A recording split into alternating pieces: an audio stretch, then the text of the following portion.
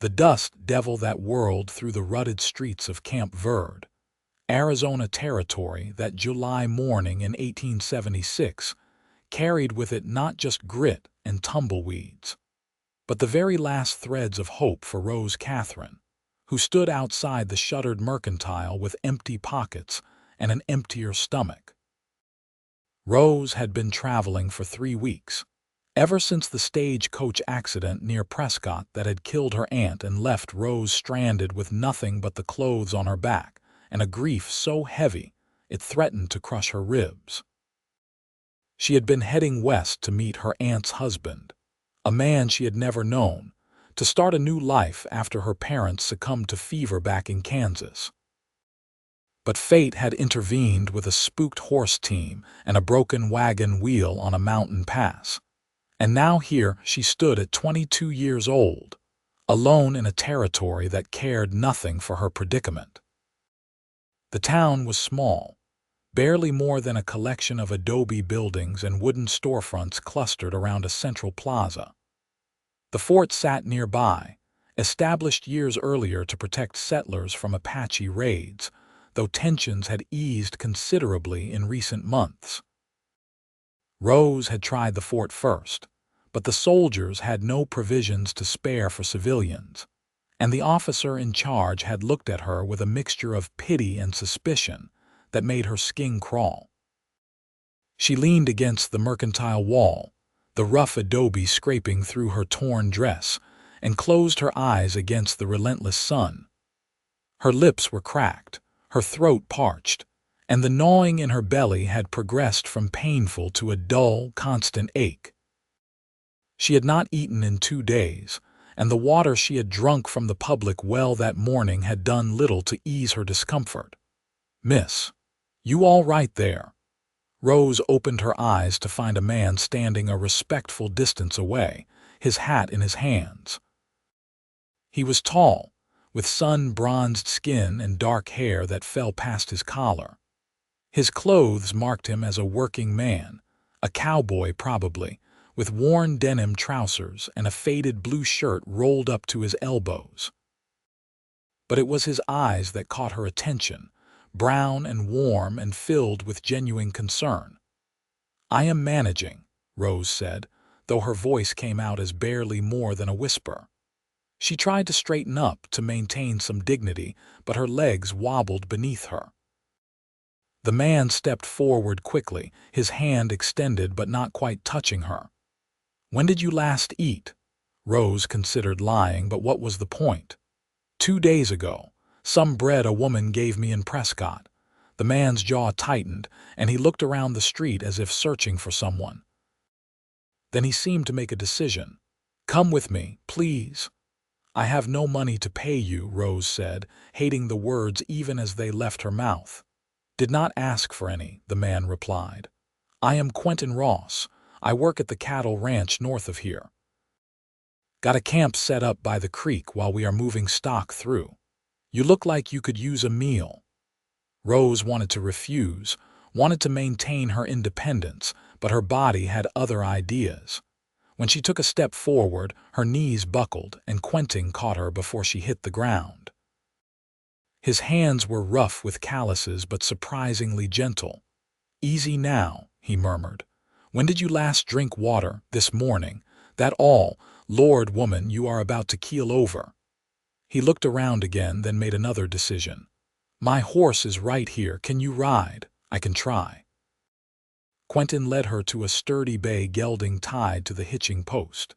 He helped her up into the saddle with a care that surprised her, then swung up behind her.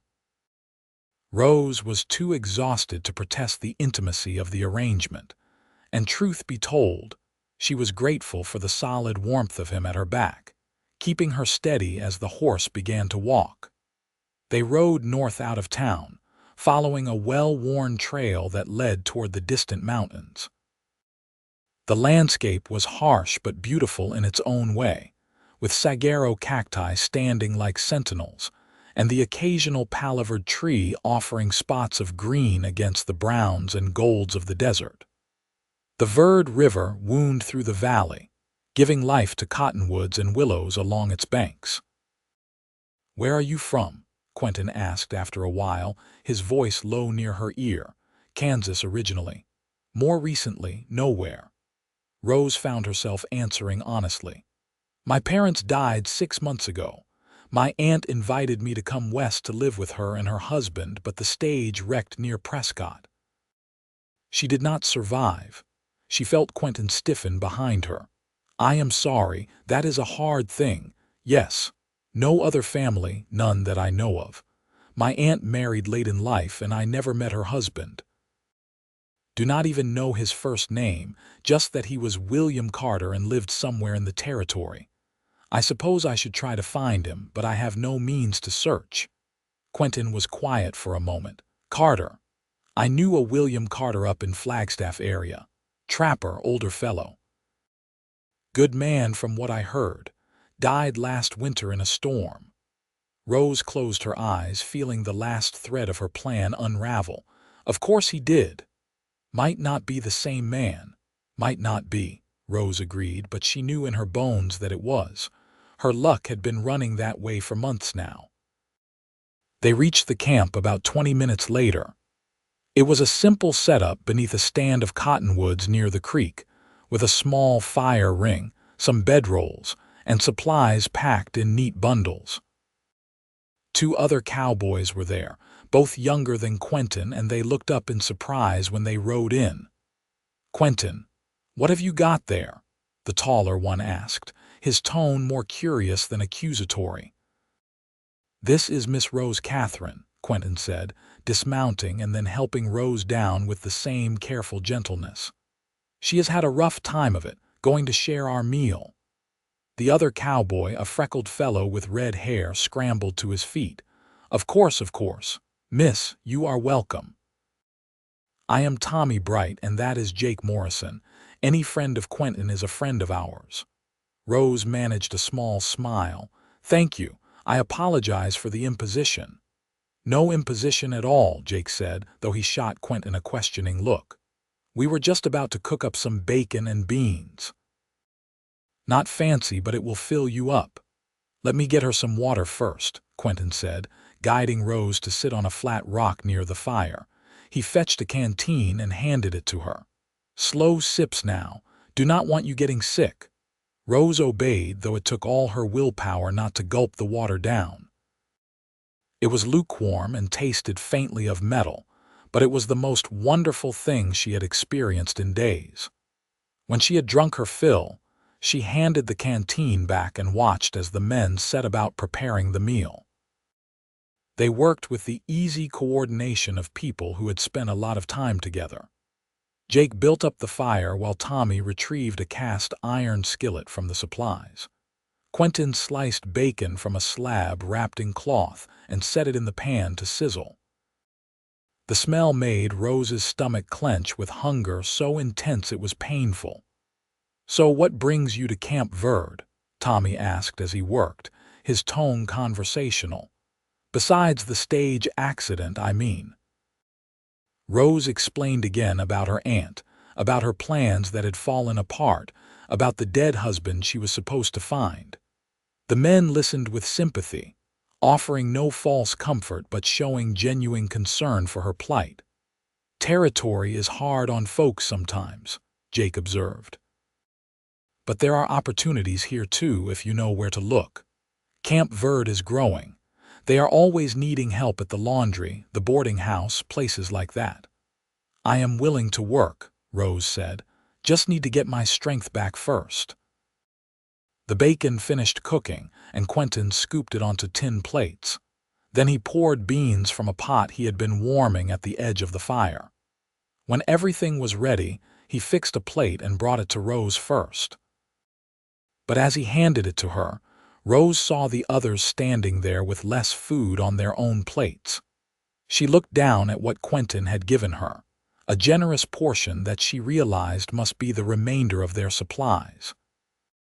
He had given her the last of the good food, keeping almost nothing for himself. "This is too much," she said quietly. "You need to eat too." "I will be fine," Quentin replied. "You need it more." Rose looked at the plate, then at Quentin, then at the meager portions the other men held. Something in her chest tightened, not from hunger but from something else entirely. This stranger had shown her more kindness in an hour than she had received in 3 weeks of traveling. He was offering her the last of his food without hesitation, without expectation of anything in return. She made a decision. "Then we share it," Rose said firmly. She tore one of the strips of bacon in half and handed part back to Quentin. "I will not take your last meal." Quentin started to protest, but Rose interrupted him. "Please, I cannot bear to eat while you go hungry. We share, or I do not eat at all." Something shifted in Quentin's expression, a warmth entering his eyes that had not been there before. He nodded slowly and accepted the bacon. Fair enough. They ate together, passing the plate back and forth, each making sure the other got enough. Tommy and Jake exchanged glances but said nothing, just ate their own portions and left the two of them to their unspoken agreement.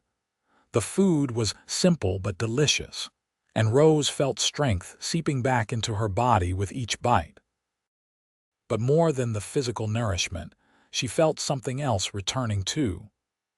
Hope, maybe, or just the simple comfort of human kindness. When they finished eating, Quentin insisted Rose rest in the shade while the men returned to their work. They were meant to be moving a small herd of cattle from one grazing area to another, a job that would take several more days. Rose tried to protest that she should leave them to their business, but Quentin would not hear of it. "You are in no shape to go anywhere right now," he said. "Rest today, get your strength back. Tomorrow we can figure out what comes next." So Rose rested, dozing in the dappled shade of the cottonwoods while the men worked.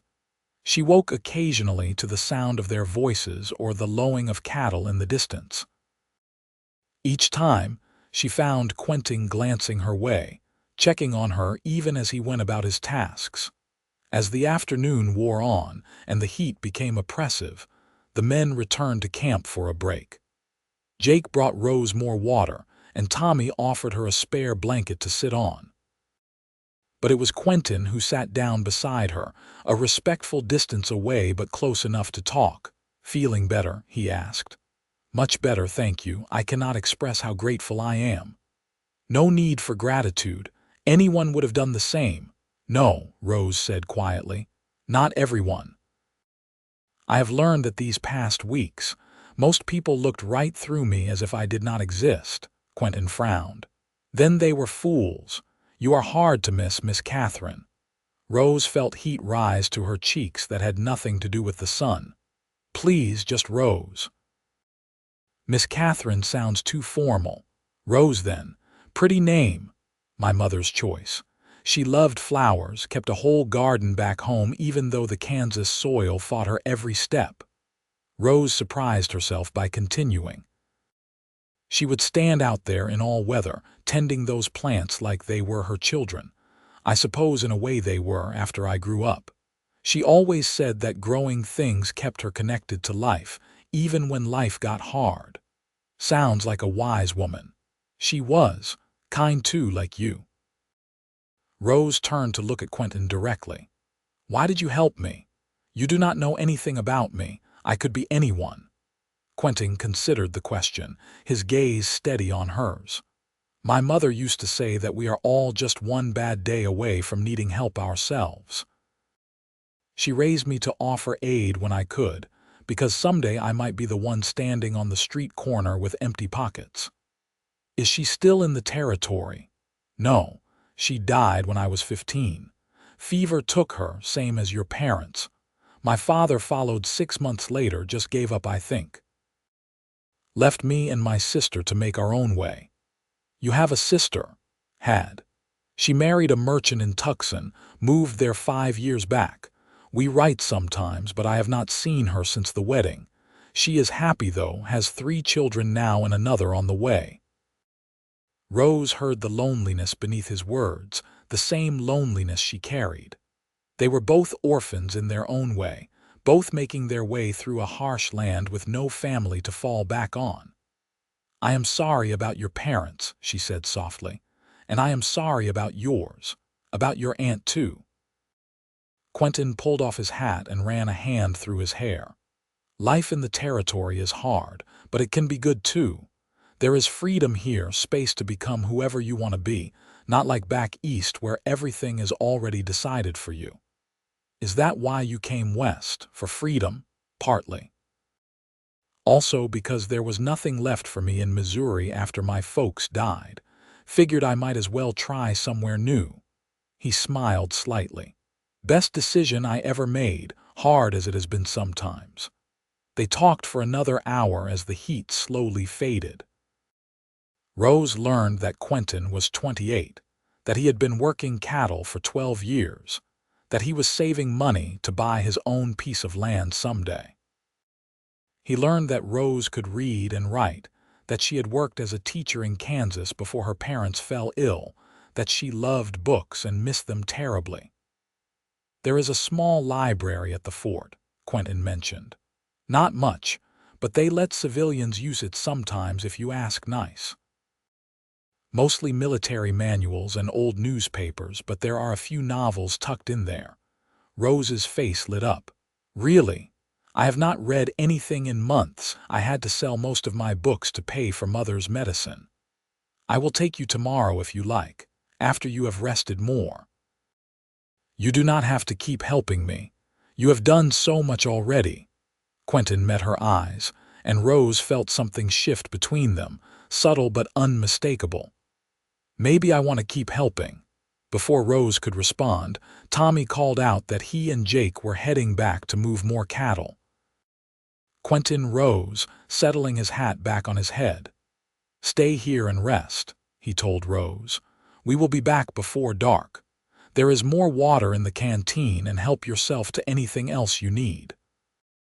Rose watched him walk away, tall and steady in the afternoon light, and felt something unfamiliar stirring in her chest. She had been so focused on survival these past weeks that she had forgotten what it felt like to simply connect with another person. But Quentin made it easy, made her want to open up despite all her natural caution. That evening, the men returned with news that the cattle were all moved successfully. They would spend one more night at this camp, then head back to the main ranch to collect their pay before the next job. Over a simple dinner of more beans and some cornbread that Jake had made in the Dutch oven, they discussed what Rose should do next. "The boarding house in town is run by Mrs. Sullivan," Jake said. "She is a tough old bird but fair, always looking for help with cooking and cleaning. Pay is not great, but it comes with a room and meals." "That might work," Rose said thoughtfully, "though I have no references, nothing to prove I am a good worker." "I will vouch for you," Quentin said immediately. "Mrs. Sullivan knows me. Been staying at her place between jobs for 3 years now. She will listen if I recommend you." Rose felt that warmth in her chest again. "You barely know me." "I know enough.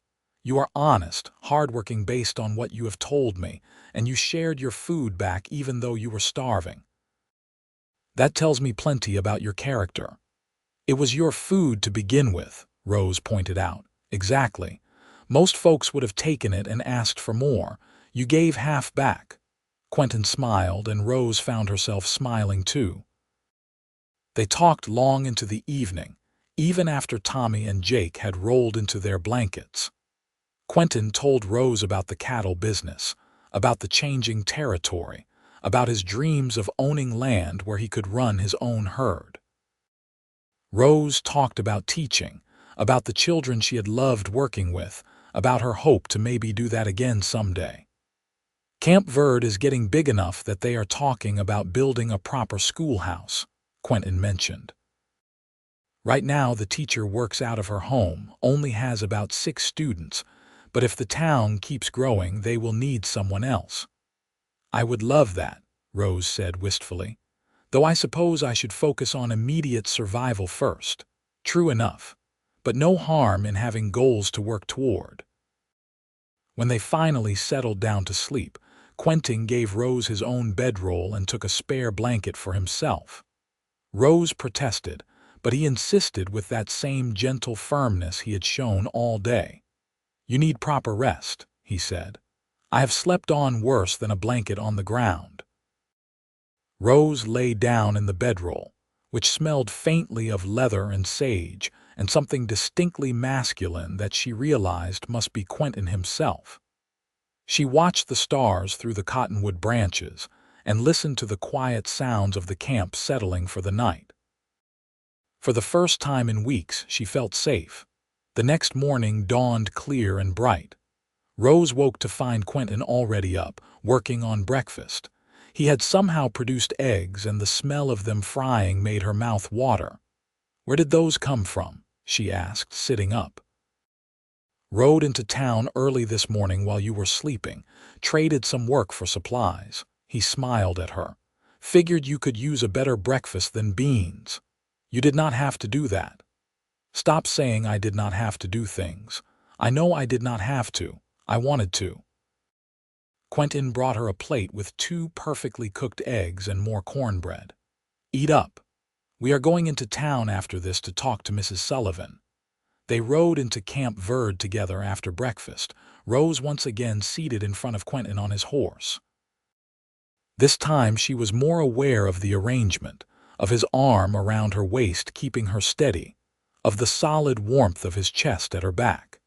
She found she did not mind at all. Mrs. Sullivan turned out to be a sturdy woman in her 60s with sharp eyes and a no-nonsense manner. She looked Rose up and down when Quentin brought her to the boarding house, taking in her worn dress and dusty appearance. "Quentin tells me you are looking for work," she said without preamble. "Yes, madam. I am a hard worker and I am willing to do whatever is needed." "Can you cook?" "Yes, madam. Nothing fancy, but I can manage basic meals." "Can you keep house?" "I kept house for my parents for years." "Can you handle difficult people? I get all sorts here and not all of them are pleasant." Rose thought of the past 3 weeks, of the suspicious looks and harsh words, of the sheer effort it took to survive each day. "I can manage." Mrs. Sullivan studied her for another long moment, then nodded. "All right, you can start today. I will give you 3 meals a day, a small room upstairs, and $2 a week. You will help with cooking, cleaning, laundry, whatever I need. Work starts at 5 in the morning, ends when the work is done. Sundays you get a half day after church. Deal?" Rose felt tears prick her eyes. "Yes." "Thank you, Mrs. Sullivan. I will not let you down. See that you do not. Quentin vouched for you and I trust his word. Do not make him a liar." But the older woman's expression softened slightly. "Come on, I will show you where you will be staying. You look like you could use a proper bath and a change of clothes. I have some things that might fit you."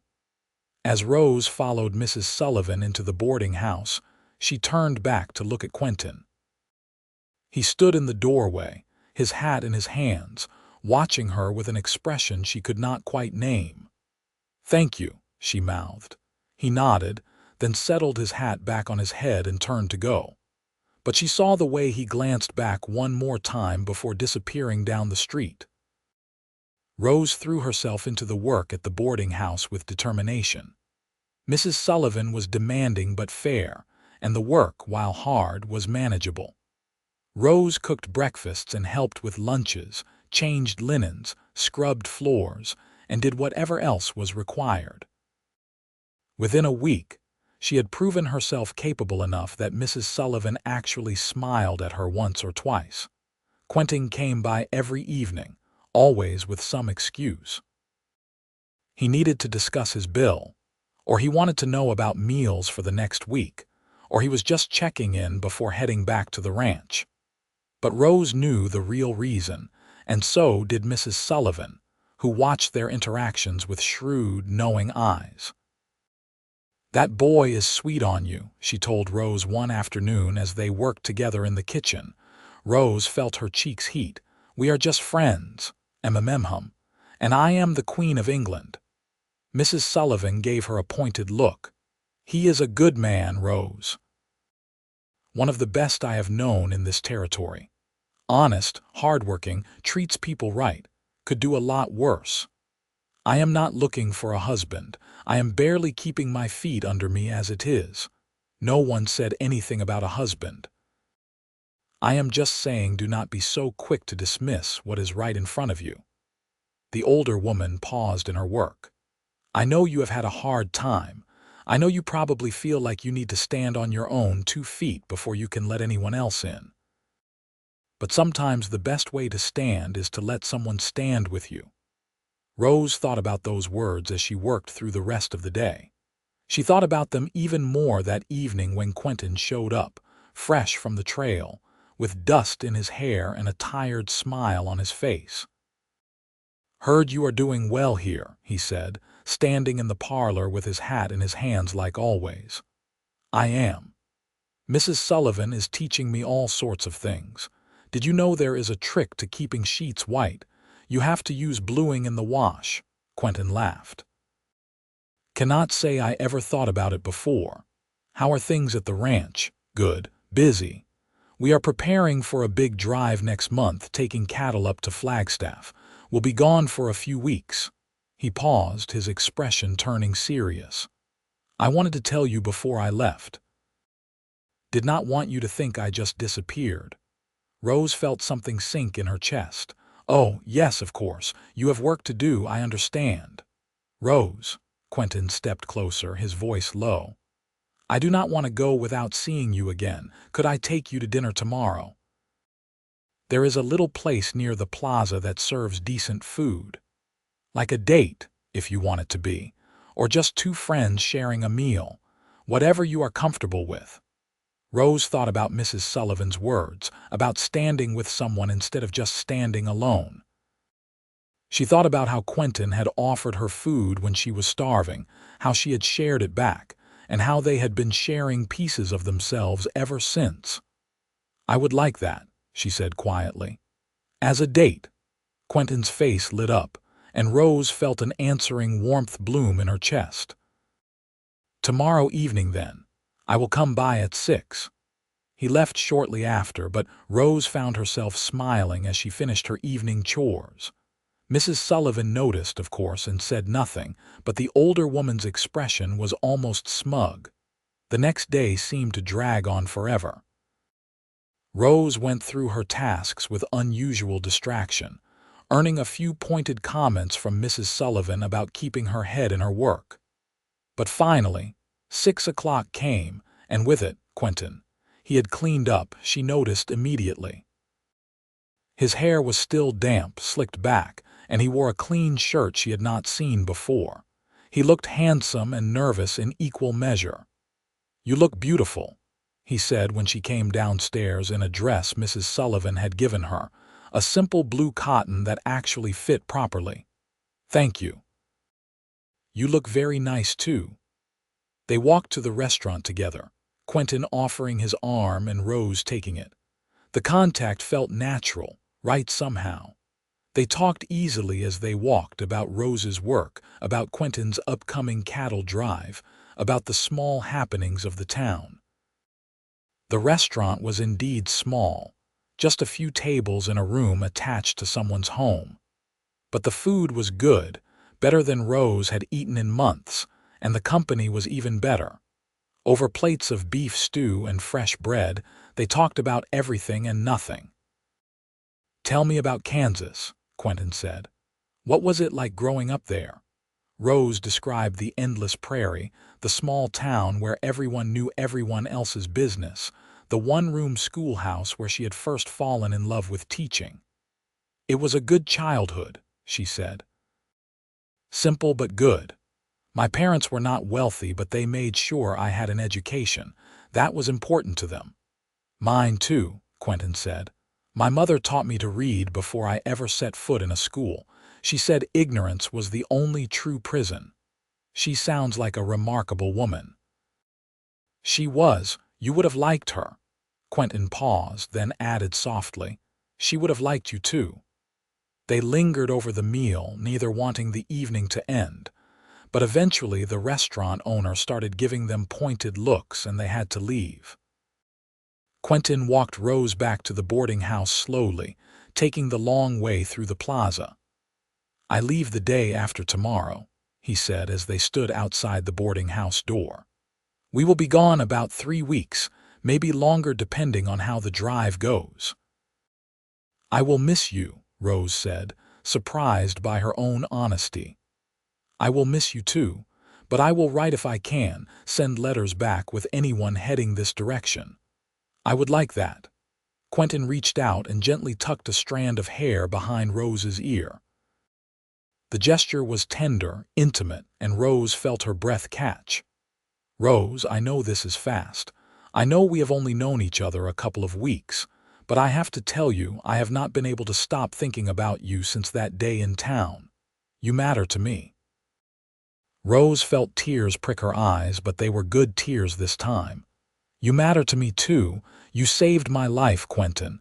You saved it yourself. I just offered you some food. You offered me the last of your food, and I shared it back. And now—" Rose trailed off, not quite sure how to put her feelings into words. "And now we keep sharing," Quentin finished. "Everything. Good and bad, we share it. That is what I want if you want it too." "I do," Rose whispered. "I want that very much." Quentin leaned in slowly, giving her time to pull away if she wanted. But Rose did not want to pull away. She wanted this, wanted him, wanted the connection they had been building. So when his lips met hers, soft and sweet and full of promise, she kissed him back with all the emotion she had been holding inside. When they finally broke apart, both were smiling. "I will come back," Quentin promised. 3 weeks and then I will be right here. I will be waiting." Quentin left the next day for the ranch to prepare for the drive. Rose threw herself into her work, trying to keep busy so she would not count the hours until his return. Mrs. Sullivan watched her with that knowing expression but said nothing, just kept Rose occupied with increasingly complex tasks. True to his word, Quentin sent letters. They arrived sporadically, carried by passing travelers, and Rose treasured each one. He wrote about the trail, about the cattle, about sleeping under the stars and thinking of her. She wrote back about the boarding house, about the people who came and went, about how she had started teaching basic reading to some of the local children on her Sunday afternoons. 3 weeks turned into 4 as the drive encountered delays. Rose tried not to worry, but she found herself watching the northern road constantly, hoping to see riders approaching. Mrs. Sullivan finally took pity on her and sent her on errands into town just to give her something to do besides pine. It was on one of these errands, picking up supplies from the mercantile, that Rose encountered trouble. She was carrying a heavy box of goods back to the boarding house when 3 men stepped out of the saloon into her path. They were drunk, that much was obvious from their unsteady gait and 2 loud voices. "Well, hello there, pretty lady," one of them slurred. "Let me help you with that." "No thank you," Rose said firmly, trying to step around them, but they moved to block her path. "Now that is not very friendly," another man said. "We are just trying to be neighborly. I appreciate the offer, but I can manage on my own." Rose kept her voice steady despite her growing unease. "Please let me pass. What is your hurry? Stay and talk a bit." The third man reached for her arm and Rose jerked back. "Do not touch me. Playing hard to get, are you? I like that." Rose was opening her mouth to call for help when a voice rang out from behind her. The lady said, "No, I suggest you listen." She turned to see a familiar figure approaching, but it was not Quentin. It was Jake Morrison, one of the cowboys who had been at the camp that first day. He walked with purpose, his hand resting casually on the knife at his belt. "This is none of your business, friend," one of the drunk men said, but his bravado was fading. When a lady is being harassed in the street, it becomes everyone's business. Jake stopped beside Rose, his presence solid and reassuring. "These men bothering you, Miss Catherine?" "They were just leaving," Rose said pointedly, looking at the 3 men. The men grumbled but moved off, not willing to push the issue with Jake standing there. Rose let out a breath she had not realized she was holding. "Thank you," she said. "I was not sure what to do." "You were handling it fine," Jake said, "but I am glad I came along when I did. Quentin would have my hide if something happened to you while he was away." Rose smiled despite herself. "Is he back? Have you heard from the drive? Should be back tomorrow or the next day." "We got delayed by a storm, lost a few head of cattle, but everyone is safe. Quentin made me ride ahead to let folks know." Jake paused. "He also made me promise to check on you, make sure you were doing all right. That sounds like him. He is a good man, best I have known." Jake tipped his hat. "I will let him know you are well. And Miss Catherine, be careful. Territory is mostly safe these days, but there are still rough elements around." Rose carried her box back to the boarding house, Jake walking alongside her to make sure she arrived safely. She told Mrs.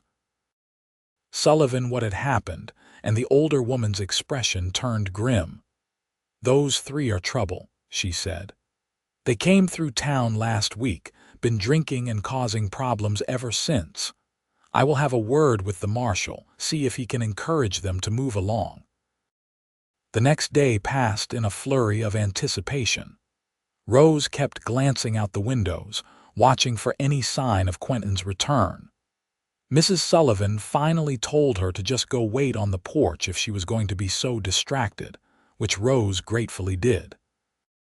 The sun was starting to set when she finally saw riders approaching from the north. Her heart leaped as she recognized Quentin's tall form, and before she could think better of it, she was running down the street toward him. Quentin saw her coming and kicked his horse into a faster pace. He was off the animal before it fully stopped, catching Rose in his arms as she crashed into him. They held each other tight, and Rose felt something settle in her chest that had been restless since he left. "I missed you," she said into his shirt. "Missed you too. Every single day." Quentin pulled back just enough to look at her face. "Jake told me what happened yesterday. Are you all right?" "I am fine. He showed up right when I needed help. I should have been here. You were working. You cannot be everywhere." Rose touched his face gently. "But I am glad you are here now." Quentin leaned down and kissed her, right there in the middle of the street with half the town watching. Rose did not care. She kissed him back and felt like she was finally, truly home. Over the next few months, Rose and Quentin fell into a pattern. He would go out on jobs, working cattle or helping with ranch tasks, and she would continue at the boarding house. But whenever he was in town, they were together. They took walks in the evening, shared meals, talked about everything under the sun. And slowly, carefully, they built something real between them. Quentin was different from anyone Rose had ever known. He was quiet but thoughtful, strong but gentle, and he treated her with a respect that made her feel valued. He asked about her dreams and actually listened to the answers. He supported her teaching of the local children, even building her a small chalkboard to use during lessons. Rose, in turn, learned what made Quentin laugh, what made him thoughtful, what made him angry. She learned that he had a sweet tooth and loved anything with honey, that he was terrible at cards but too proud to admit it, that he sometimes had nightmares about losing the ranch where he worked. She learned to read the subtle shifts in his expression, to know when he needed space and when he needed company. They shared everything, just as they had shared that first meal. Good news and bad, happy moments and sad, fears and hopes. When Rose finally saved enough money to buy herself a new dress, Quentin was the first person she showed it to. When he finally got a promotion at the ranch with better pay, she was the one he came to tell. 6 months after they met, Quentin took Rose on a ride out to a piece of land north of Camp Verde. It was beautiful country with good grass and water access from the creek that ran through it. "What do you think?" he asked as they stood looking over the property. "It is lovely. Why are we here?" It is for sale. 160 acres, includes water rights, price is fair, and with what I have saved plus what I will make on the next drive, I could put down a payment. Quentin turned to face her fully. I wanted to know what you thought before I committed to it. Rose felt her heart start to pound. Why would my opinion matter? Because I am not buying this land just for me, Rose. I am buying it for us, if you will have me. Quentin took her hands in his. I know we have not known each other that long in the grand scheme of things. But I know what I feel and I know what I want. I want you. I want to build a life here with you, raise cattle and children and grow old together. I want to share everything with you the way we have been doing, but make it official. Quentin, are you asking me to marry you? I suppose I am. Though I am making a hash of it. He took a deep breath. Rose Catherine, will you marry me? Rose felt tears streaming down her face, but she was smiling. Yes, yes, of course I will marry you. Quentin let out a whoop of joy and picked her up, spinning her around until they were both laughing. When he set her down, he kissed her with a passion they had been carefully restraining for months. Rose kissed him back, pouring all her love and hope and joy into the gesture. They were married 2 months later in a small ceremony at the church in Camp Verde. Mrs. Sullivan stood as Rose's witness, tears streaming down her wrinkled cheeks. Jake and Tommy stood with Quentin, both men grinning from ear to ear. The fort chaplain performed the service, and half the town showed up to celebrate with them afterward. Rose wore a new dress that Mrs. Sullivan had helped her sew, white cotton with lace at the collar, that had cost more than Rose wanted to think about but was worth every penny when she saw the look on Quentin's face. He wore a new suit, stiff and formal, and looked so handsome Rose could hardly breathe. They said their vows in the late afternoon light, promising to love and honor each other, to share everything life brought them, to stand together through whatever came. When the chaplain pronounced them married, Quentin kissed his wife for the first time, and Rose felt like her heart might burst from happiness. The celebration afterward was loud and joyful. People brought food and drink. There was music and dancing, and Rose found herself passed from one well-wisher to another as people congratulated her. But through it all, her eyes kept finding Quentin, and every time their gazes met, he smiled at her with such love that she felt it like a physical warmth. That night, they stayed in a room at the boarding house that Mrs. Sullivan had decorated with wildflowers. It was their wedding night, the beginning of their life together, and Rose felt nervous and excited in equal measure. I love you, Quentin said as he carefully unpinned her hair, letting it fall loose around her shoulders. Have I told you that today? Only about a dozen times, Rose said, smiling. Well, here is the 13th. I love you, Rose Ross. I love everything about you. Your kindness, your strength, your laugh, the way you scrunch up your nose when you are thinking hard about something. I love that you shared your food back even when you were starving. I love that you teach those children even though you do not get paid for it. I love that you chose me. I love you too, Rose whispered. I love your gentleness, your integrity, the way you see the best in people. I love that you offered me food when I needed it most. I love that you have never once made me feel less than your equal. I love that you chose me too. They came together then, two people who had been alone in the world finding comfort and love in each other. It was tender and sweet and perfect, and afterward they lay tangled together, talking softly until they fell asleep in each other's arms. The next morning they loaded up a wagon with their few possessions and headed to their new land. Quentin had already started building a small cabin with help from Jake and Tommy, and while it was not fancy, it was theirs. They spent the first week finishing the interior, making it into a home. Rose planted a garden in front of the cabin, remembering her mother's love of growing things. Quentin bought their first cattle, just 10 head to start, but it was a beginning. They worked side by side, learning how to manage a ranch together, making mistakes and fixing them, celebrating small victories. Life was hard sometimes.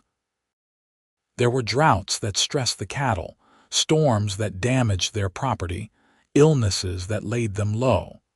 But they faced everything together, sharing the burdens and the joys equally.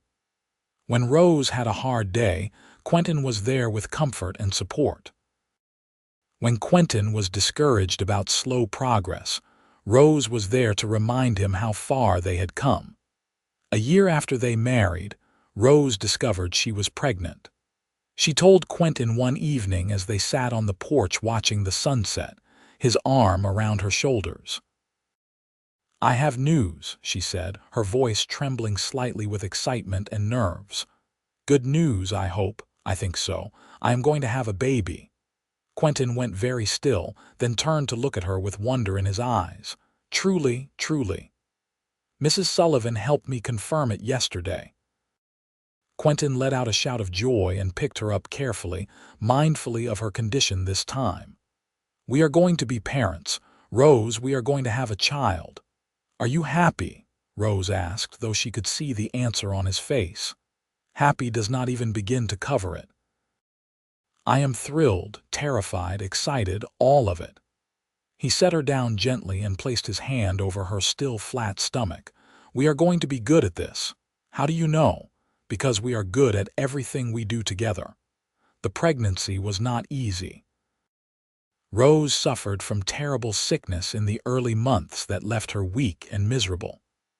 Quentin took over all the heavy chores without complaint, brought her water and bland food, sat with her when she could not sleep. When she finally started to show, he was endlessly fascinated by her changing body, by the movement of the baby inside her. The birth itself was long and difficult. Mrs. Sullivan came to help, along with a midwife from town. Quentin was not allowed in the room for most of it, but he paced outside the cabin, wearing a path in the dirt, until finally, after 18 hours of labor, he heard a baby's cry. Mrs. Sullivan emerged with a tired smile. "You have a son, a big, healthy boy." And Rose did beautifully, though she is exhausted. Quentin rushed inside to find Rose propped up in bed, pale and sweaty but smiling, holding a small bundle wrapped in blankets. He approached slowly, almost reverently, and looked down at his son for the first time. The baby had a shock of dark hair and a red, wrinkled face. His eyes were closed, but as Quentin watched, they opened briefly, revealing dark blue irises that would likely change color with time. "He is perfect," Quentin breathed. "Rose, he is absolutely perfect. Would you like to hold him?" Quentin nodded, unable to speak, and Rose carefully transferred the baby into his arms. He held his son with a gentleness that made Rose's heart ache, looking down at the tiny face with an expression of complete awe. "What should we name him?" Rose asked. They had discussed names during the pregnancy but never settled on anything definite. Now, holding his son, Quentin said, "What about Matthew, after your father?" Rose felt tears spring to her eyes. "You would do that. He was a good man from everything you have told me. Raised an incredible daughter. Our son could do worse than to be named after him." "Matthew Ross," Rose said, testing the name. "I love it. Matthew Ross it is then." Quentin carefully returned the baby to Rose's arms and sat on the edge of the bed. "Thank you for him, for everything. I never knew I could be this happy." "Neither did I," Rose admitted. "That day in Camp Verde when you offered me food, I thought my life was over. I had nothing, no hope, no future. And now look at us." "Now we have everything," Quentin agreed, "because we shared it all together." Matthew proved to be a healthy, happy baby who rarely cried and loved being held. Rose took to motherhood naturally, though she was exhausted most of the time. Quentin was a devoted father, taking the baby whenever Rose needed rest, talking to him constantly even though Matthew was too young to understand. The ranch continued to grow slowly but steadily. By the time Matthew was a year old, they had expanded their herd to 30 head and were making enough to live comfortably, if not extravagantly. Rose started teaching again, holding classes twice a week in their cabin for local children. Quentin built her a proper schoolroom as a surprise, a small building near the house where she could work. When Matthew was 2, Rose discovered she was pregnant again. This time she knew what to expect, and while the pregnancy was still difficult, it was marginally easier than the first. Their daughter was born on a cool November evening after a mercifully shorter labor. "We have a girl," the midwife announced, and Rose felt tears of joy stream down her face. They named her Sarah, after Quentin's mother. She had Rose's delicate features and Quentin's dark eyes, and from the moment she was born, she had her father wrapped around her tiny finger. Life fell into a comfortable rhythm. The children grew, the ranch prospered, and Rose and Quentin's love deepened with each passing year. They still shared everything, still made decisions together, still turned to each other first when anything happened. When Matthew was 5 and Sarah was 3, Camp Verde officially incorporated as a town and built a proper schoolhouse. The town council approached Rose about becoming the head teacher, with a salary and everything. She discussed it with Quentin that evening as they sat on the porch, watching the children play in the yard. "What do you think?" she asked. "It would mean regular income, but I would be away from the ranch during the day." "I think you should do it if you want to," Quentin said. "You are an incredible teacher, Rose. Those children need you." "But what about the ranch? What about our children?" "The ranch will be fine. I can hire someone to help with the heavier work if needed, and the children are old enough for school now anyway. They would come with you." "You would not mind," Quentin took her hand.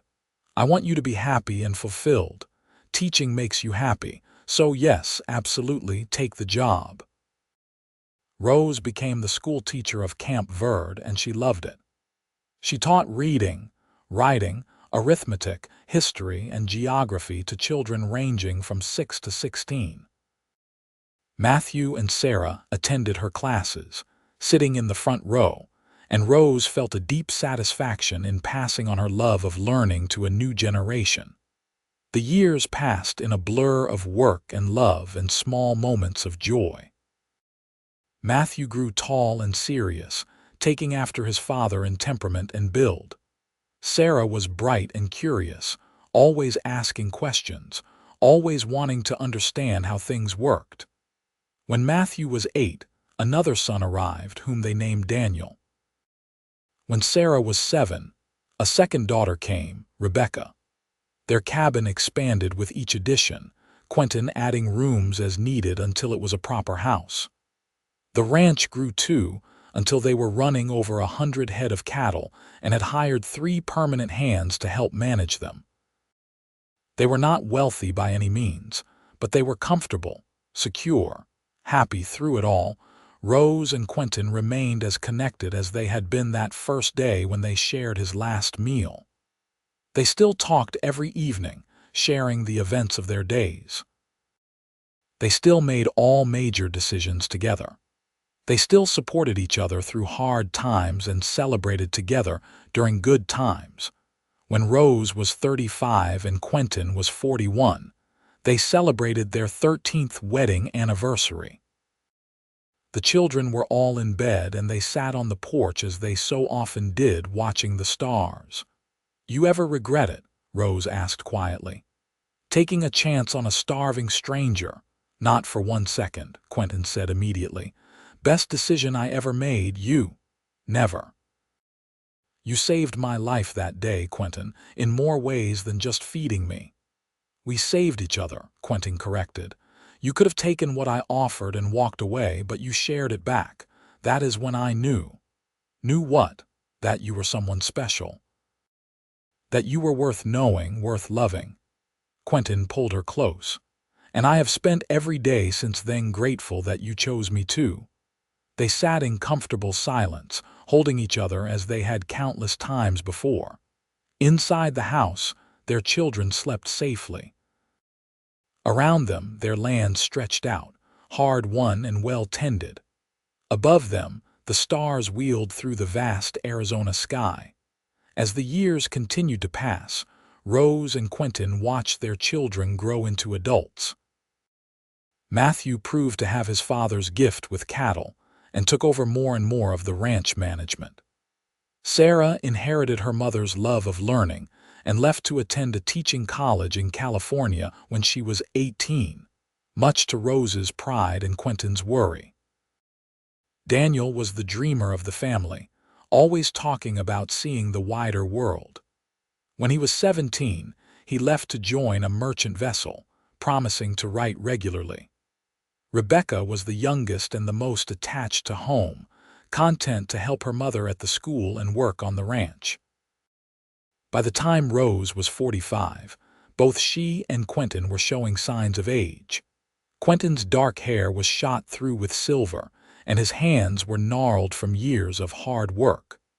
Rose had lines around her eyes and mouth, earned from years of smiling and squinting in the sun. But to each other, they were as beautiful as they had been the day they met. Matthew married a girl from town, a sweet young woman named Emma, and they built a house on the far end of the ranch property. Within a year, Rose and Quentin were grandparents to a healthy baby boy they named Thomas. Sarah came home from college with a degree and a husband, a lawyer she had met in San Francisco. They settled in Phoenix, close enough to visit regularly. Daniel eventually returned from his travels and, much to everyone's surprise, became a businessman in Flagstaff.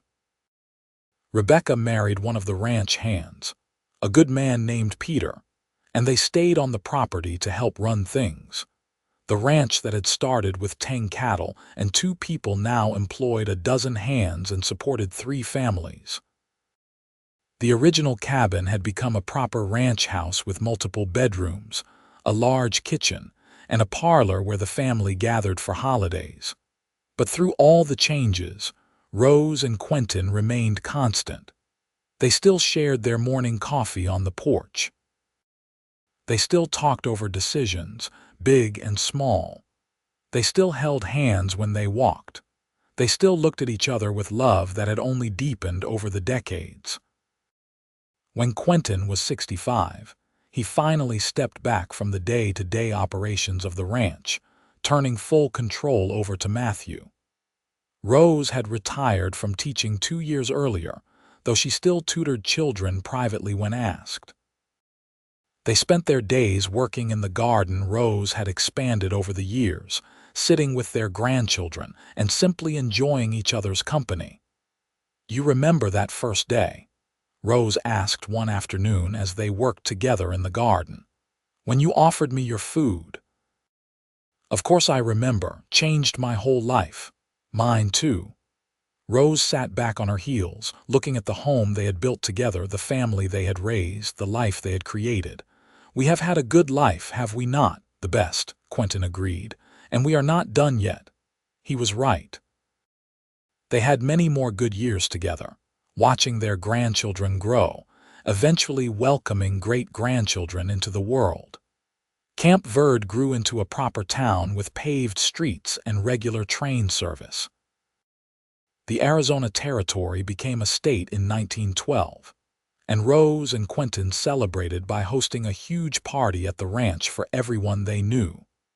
They marked their 50th wedding anniversary surrounded by children, grandchildren, great-grandchildren, and half the town. The celebration lasted 2 days, with food and music and stories about the couple who had shared everything from that very first meal. "Speech." Someone called out, and the crowd took up the chant until Quentin finally stood, pulling Rose up with him. All right," he said, his voice still strong despite his years. "I suppose I should say something, but I am not much good at speeches, so I will keep it short." He turned to Rose, taking both her hands in his. 50 years ago, I met a woman on a street corner who looked like she was at the end of her rope. I offered her the last food I had, just trying to do what my mother taught me, to help when you can. But this woman, my Rose, she did something I never expected. She shared that food right back, even though she was starving. That is when I knew she was different, special. Quentin's voice grew thick with emotion. We have shared everything since that day. Food and shelter, work and rest, joy and sorrow, children and grandchildren. We have built a life together that I could not have imagined in my wildest dreams, and I would do it all again in a heartbeat. Rose was crying openly now, as were many in the crowd. I love you, she said, for 50 years and forever after. I love you too, Quentin replied. Thank you for sharing your life with me. They kissed then, to cheers and applause from everyone gathered. And as the celebration continued around them, Rose and Quentin held each other close, two people who had found love in the hardest of circumstances and built something beautiful from it. They lived many more years together, growing old side by side. Quentin passed away peacefully in his sleep at the age of 83, with Rose holding his hand. She followed him less than a year later, as if she could not bear to be without him for long. They were buried side by side on a hill overlooking the ranch they had built together, under a shared headstone that read simply, Quentin and Rose Ross. They shared everything. Their children and grandchildren continued to run the ranch, keeping it in the family just as Rose and Quentin would have wanted. The land prospered, and the family grew, but they never forgot the story of how it all began. With a starving woman on a street corner in Camp Verde, a cowboy with a generous heart, and a simple act of sharing that became the foundation for a lifetime of love. And in the end, that was their legacy. Not the land or the cattle or the money, but the love they had shared freely with each other and with everyone around them. They had taken nothing and built everything, simply by choosing to share rather than hoard, to love rather than fear, to stand together rather than stand alone. Their great-grandchildren still told the story on summer evenings, gathered on the porch of that same ranch house. They talked about the woman who was starving and the man who gave her his last meal. They talked about how she shared it back, and how that single act of generosity meeting generosity created something that lasted generations. Because in the end, that is what love does. It takes what is offered and gives it back multiplied. It shares everything, the good and the bad, the plenty and the want. It builds something greater than any individual could build alone, and Rose and Quentin had loved very well indeed.